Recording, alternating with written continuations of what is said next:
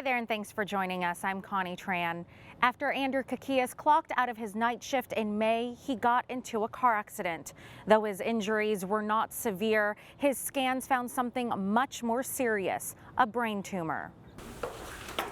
Andrew Kakias is only 23 years old, but today he is supported by a walking stick, still on his road to recovery. Andrew works the night shift as a security officer at Community Regional Medical Center. I was heading home. I had to kind of reroute myself just because there was construction with the high-speed railroad going on. So I had to reroute myself to a new destination, new travel path. And so I was kind of exhausted.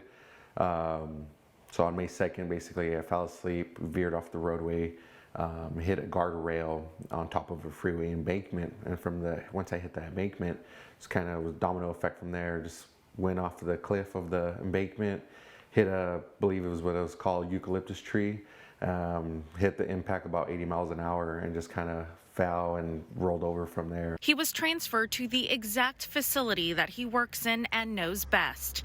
Community Regional is home to one of the most sophisticated and comprehensive neuroscience programs in the state. Patients are treated by skilled neurosurgeons like Dr. Nicholas Levine. Initial scans in the hospital showed Andrew had 2 minor brain bleeds that did not require treatment, so he was discharged. Went home, was there for about maybe half of a day, started feeling really bad, nauseous, real sick.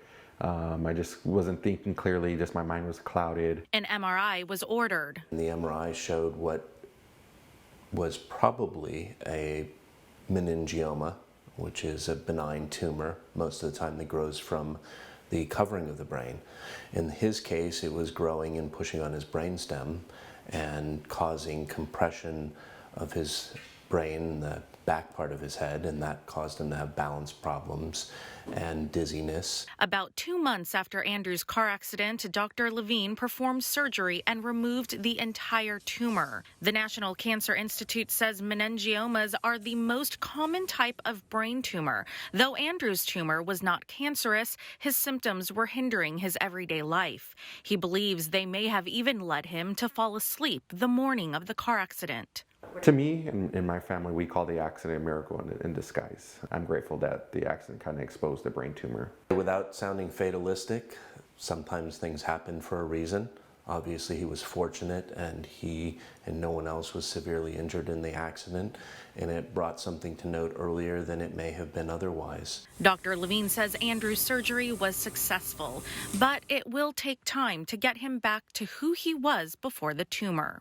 Impairment or deficits may still be present, sometimes a little improved. So even though you may have some balance issues, the dizziness he was experiencing was gone.